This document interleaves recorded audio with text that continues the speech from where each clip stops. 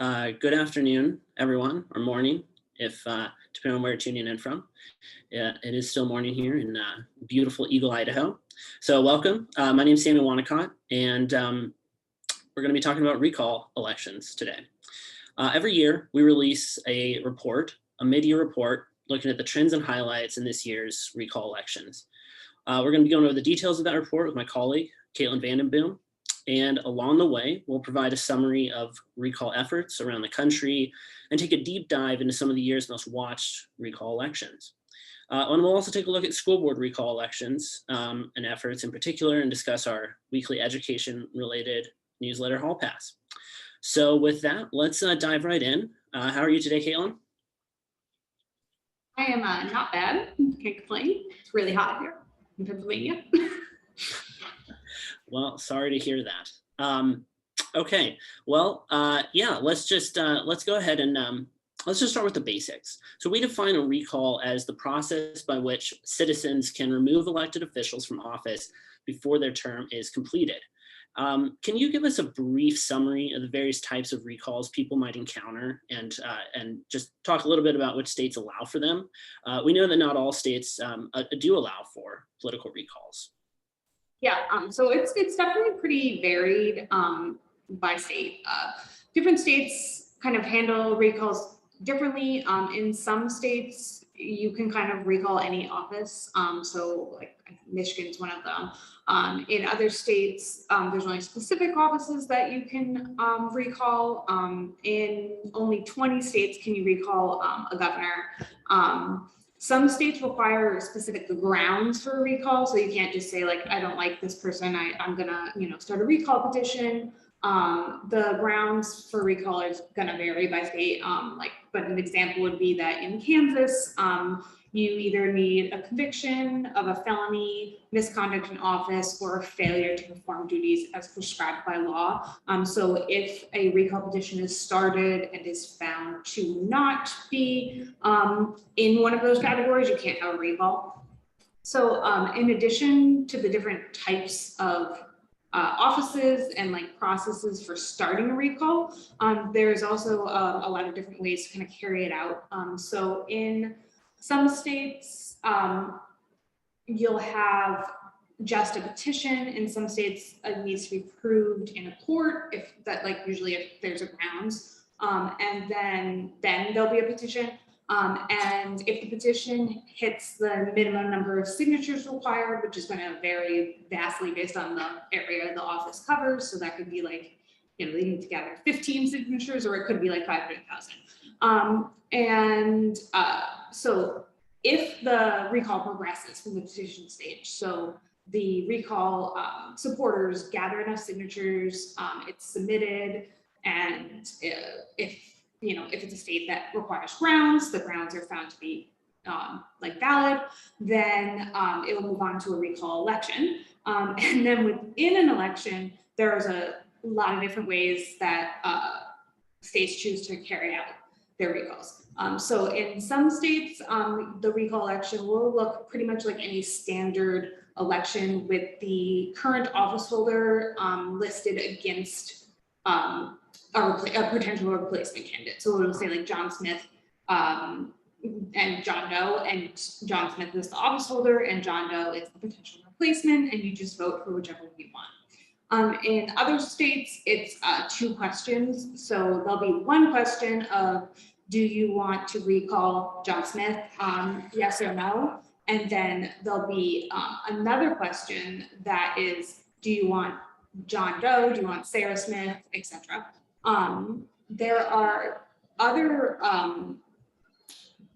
states that do separate elections, like on a different day. So they'll do the yes/no question on one day, and then a few weeks later, they will hold an election for replacement candidates.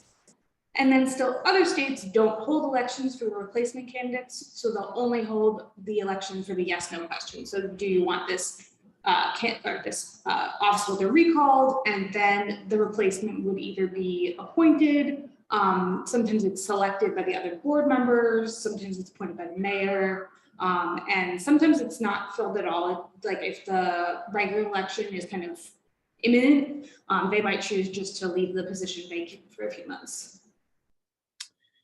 Great, yeah, so lots of variation between states. So thanks for a very concise and thorough breakdown. So let's talk about recall elections and recall efforts this year. How many targeted officials, how many recall elections have we covered this year? And how many targeted officials have held on to their positions? And how many were ultimately removed? Yep. So we covered 152 recall efforts against 240 officials. So the reason that those numbers aren't the same is because you can have one recall effort against multiple officials. So this usually happens in like a school board or like a county commissioner. So you might have like 3 members of the same board that are all targeted with one recall. Usually they'd be like politically aligned. Or you can also have more than one recall effort against one official. So like you'll have a recall effort fail and then there'll be another recall effort. So that's why those numbers do not match up exactly. So this year we had so far a total of 20 officials that were removed from office via vote. So that means that the recall petition, passed, it went to an election, and the person was recalled. The majority of people voted, to have them leave office. And then we also had 9 officials resign their positions in the midst of a recall. So that can happen for a variety of reasons. They just don't want to deal with the recall. They kind of see the writing on the wall and think that they're going to be recalled, so they might as well resign. Some states allow for people to resign after the recall election, but before they're officially removed.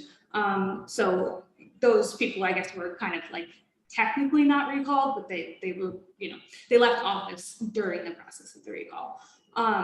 We also had 16 recall efforts that were defeated on the ballot, meaning that it went to a vote and people voted to keep the current office holder in office. The majority of recalls didn't make the ballot.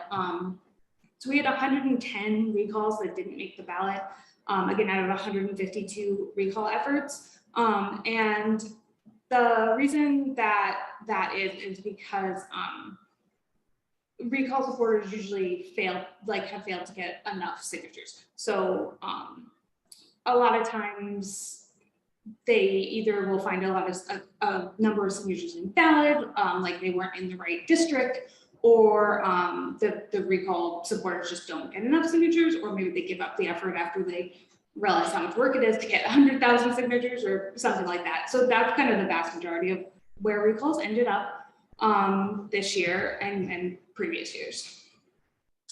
Yeah, that's a lot of numbers. So thanks to your team for all the work we all do tracking this information. Are we seeing any trends jumping out at you this year? So 2022, like I was kind of saying in the previous discussion, is pretty similar to what we've seen in previous years. So we haven't seen any crazy spikes in like successful recalls or crazy spikes in recalls that didn't make the ballot. But we did have a small decline from 2021. So we had 165 recall efforts against 263 officials in 2021. So again, the numbers for this year were 152 recalls against 240 officials. So not a huge decline this year, but a decline. We saw school board members and city council members as top targets, which is, again, very on trend with what we've seen the last couple of years. I think the biggest change that we saw was Michigan saw a very large spike of recalls. So Michigan had the most officials targeted for recall so far this year. They had 70 officials targeted for recall. And I don't know if that sounds like a big number to everyone, but if we're looking at past years, there were only 17 officials targeted in 2021, and in 2020, the number was 11, and in 2019, the number was 21. So we're really talking like a 3-fold increase in number of officials targeted in Michigan. And I don't know that we have a particular reasoning behind that. I don't know, it could have just kind of been like a wave, like people saw it was, happening in other parts of Michigan and jumped on a trend. But I just thought that was an interesting spike. Yeah, that's a big increase. What we know from recall reports we've done in previous years, and particularly last year, that COVID-19 has been, the pandemic and responses to the pandemic have played a role in driving some of these recall efforts. What are we seeing about recall efforts related to the COVID-19 pandemic this year? So we're seeing a decrease in them, which I wouldn't say is shocking, but we definitely had less COVID related recalls this year than we did in 2021. So we had 27 coronavirus related recalls against 66 officials in the first half of 2022. And that was about 18% of all recalls. So 18% of all recalls in the first half of 2022 were related to some kind of COVID-19 policy. So that could be mask mandate, that could be vaccine mandate, that could be closures, that kind of thing. And we saw a 37% of all recalls in both 2020 and 2021 were related to coronavirus policies. So a decent decrease in the percentage of overall recalls this year in 2022. I don't know that that's a shocking trend, but it definitely significantly dropped in 2022 compared to 2020 and 2021.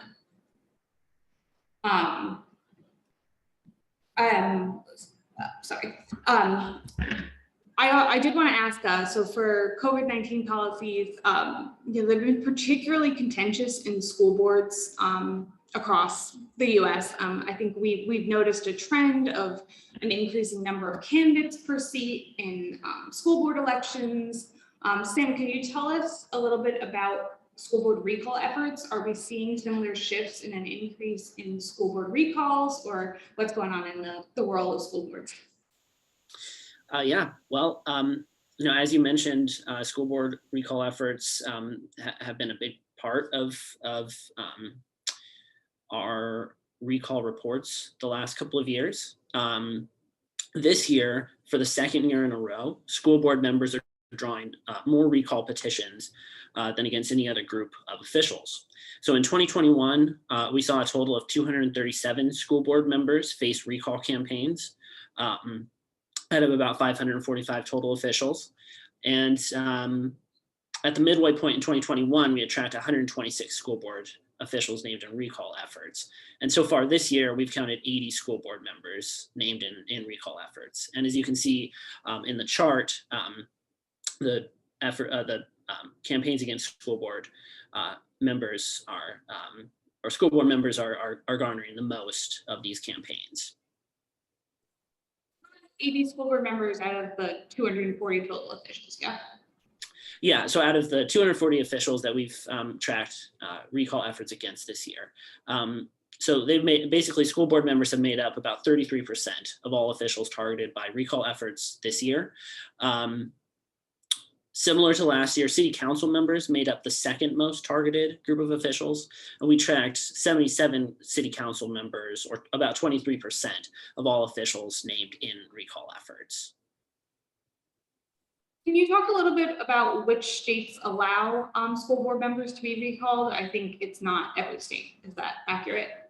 Yeah, you're correct. Yeah, this is really interesting. In fact, only about 40 states allow for the recall officials, the recall of elected officials at some level of government, something you've already alluded to, and only 23 states allow for the recall of school board members. Different states have different rules for initiating a recall election against a school board member. Again, just getting back to something you've talked about, there's a lot of variation when it comes to the rules governing school board recalls, or just recalls in general. 6 of the states that allow for the recall of school board officials require specific grounds to be met in order for an effort to move forward, such as malfeasance or misfeasance in office. The number of signatures required to get a school board recall on the ballot also varies by state. In all but one of the states, recall elections are held if enough signatures are collected, if the effort reaches some threshold. Virginia is the exception though, and if enough signatures are collected, then a trial is held at the circuit court level. So that's different and pretty interesting. Yeah, definitely. I think we see that across all levels of recalls where like different states are just, they have some interesting different methods. Speaking of school board recall efforts, can we talk about the San Francisco Unified School District recall? I know that garnered a lot of national attention, which isn't necessarily common for recalls. Yeah, this definitely received lots of attention. So this was a recall effort against 3 of the 7 members of the San Francisco Unified School District Board of Education. The recall election happened on February 15th, and in that election, San Francisco voters recalled all 3 members. Wow, do we know why the recall took place? Like what was happening politically in San Francisco that led to that recall? Yeah, so the 2 parents of that filed the notice of intent, they were parents of students in the district, said in their notice that they were frustrated that schools had remained closed for nearly a year in reaction to the COVID-19 pandemic. So just getting back to something we've talked about, the pandemic has been in some way, shape, or form related to these recall efforts. The parents also said they were upset that the board had spent time voting to rename 44 buildings in the district rather than focusing on opening schools. The 3 members defended their records, but ultimately all 3 were defeated by a margin of more than 44%. So it wasn't really close in any of the cases. And these were the first San Francisco officials to face a recall election since 1983, when then Mayor Dianne Feinstein faced a recall election. Wow, that's a long time ago. It's like the year before my parents got married. Do we know what happened to the targeted officials? Were they replaced? What was the method of replacement in San Francisco? Yeah, so the mayor, San Francisco Mayor London Breed, who endorsed the recall against the 3 members, named replacements in March. All 3 are parents of children in the school district, and at least one of the new board members was involved in the recall effort. Interesting. So with so much going on, it can be challenging to keep up with the conversations driving school board politics. But you have a new weekly newsletter that keeps us informed on that. Yeah. Yeah. So just given the high profile that school board politics have received last year and this year, we thought it was important to give readers an option for trying to easily track and keep track of these what's going on in their districts and in school board politics in general. And so we created a new weekly newsletter called Hall Pass, which is focused on school board politics. And it's a topic that it's difficult to keep up with. I cover this topic daily, and I still find it hard to keep up with. So we designed this newsletter to keep readers plugged into the big conversations that are driving school board politics and education policy. And we bring readers the latest on school board elections, candidate filing deadlines, election results, but also a roundup of the sharpest commentary and research from across the political spectrum on education. So we take a look at some of the debates that some of the high-level debates that are happening between officials and thought leaders. the newsletter's only been out for a couple of months, but we've already covered topics like the debate over whether or not school board elections should be partisan or nonpartisan. We've covered Florida's parental rights and education bill, education-related Supreme Court rulings, and so on and so forth. That's very cool, and I love the name podcast. We'll make sure to include a link at the end so that members can subscribe to audience members can subscribe to the Hall Pass if they haven't already, which they might if they tuned into this. So interestingly, the recall against the San Francisco school board members wasn't the only recall against an official in the city that year, right? So it was 1983, and then now I guess we have a little bit of a spike. Yeah, it's been quite the year for San Francisco officials and recall campaigns. Absolutely. So the San Francisco district attorney, Chesa Boudin, faced a recall election last month. The election was held on June 7th, I believe, and voters ultimately removed him from office 55% to 45%. Do we know what motivated recall supporters? Yeah, so supporters of the effort that collected the signatures alleged that Boudin's approach to crime had led to increased crime rates. Boudin countered that his goal had been reforming the criminal justice system and that the recall was politically motivated. This was actually one of two recall efforts that were against Boudin. The first one failed because the person organizing it did not collect enough signatures. But yeah, it was a like the recall effort against the school board members. This was also a recall that garnered a lot of national attention. Was closely watched. So. As we know, a lot of the recall efforts that we cover tend to fly under the radar, except for perhaps to the people who are in the district that the targeted official represents. So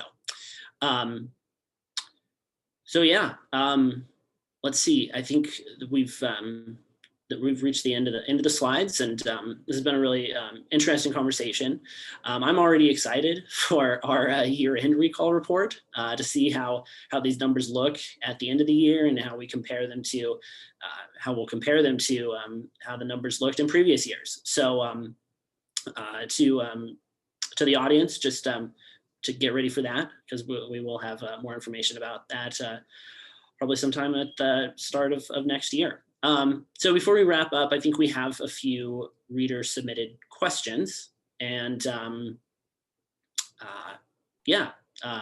Lauren, do you want to take us away? Yeah, absolutely. Thank you everyone for joining us today. And Caitlin and Sam, thank you so much for that comprehensive overview of the recalls that we've covered and what we're watching. One of the questions that we had come in, are there any upcoming recall elections? Yeah, so I'll take that one. So there are 3 upcoming recall elections.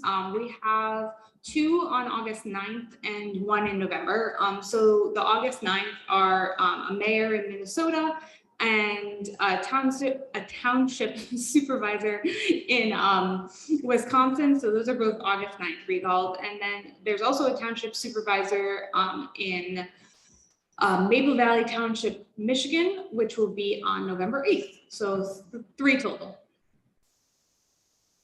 Sounds like a big time of year for the Midwest. Another follow-up question kind of along those lines. Which states require specific grounds for a recall election? Caitlin, I think maybe you want to take this one too. So there are 12 states that require specific grounds for a recall election. And those states are Alaska, Florida, Georgia, Kansas, Minnesota, Missouri, Montana, New Mexico, South Dakota, Virginia, and Washington. We have an article that goes a bit more in depth into what the grounds are, and there's like some complexities within that, but for simplicities and time's sake, 12 states require grounds for recall elections, and I think Lauren can include the link to that article when we send out the presentation. Yeah, absolutely. If any of our listeners are interested in following up on that, I'd be happy to share that link with anyone. And then Sam, we actually had a question just come in about San Francisco. So you talked about the recall against Boudin. Has Boudin been replaced? Yeah, great question. If we'd held this webinar just a couple of weeks ago, I would have had to say no, he had not been. But Mayor Breed just named Boudin's replacement a few days ago on July 8th.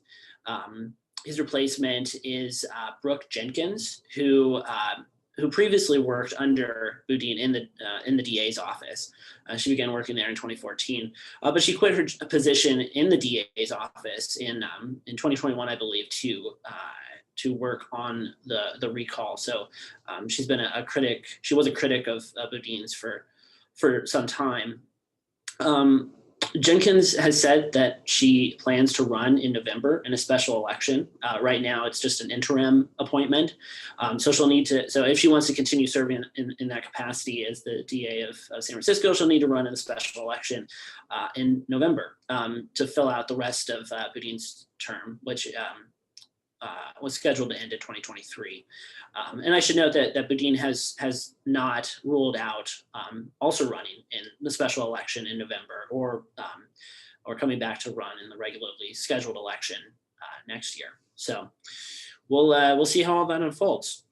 Okay, well, with time, let's go ahead and we can end this. So thanks to everyone for watching.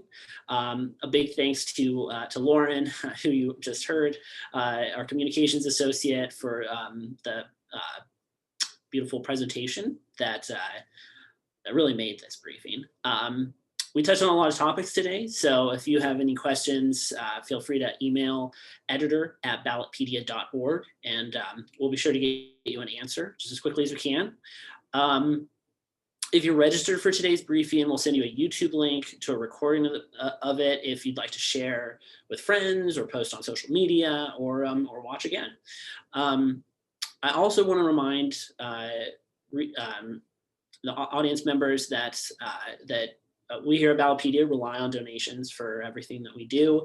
And so if you like our work, appreciate our work, and want to see more of it, please consider donating by going to ballotpedia.org/donate to see the ways that you contribute and make and continue making our coverage possible. Finally, if you want to stay informed about all things school board related topics, be sure to subscribe to the newsletter that I mentioned a little earlier in the briefing. It's called Hall Pass. It comes out every Wednesday, and if you're into education related topics, I think you're really going to love it. And we have many other newsletters as well, and you can find a link to those on our homepage. So go check those out. And yeah, thanks again, everyone. I hope everyone has a great day and take care. Well,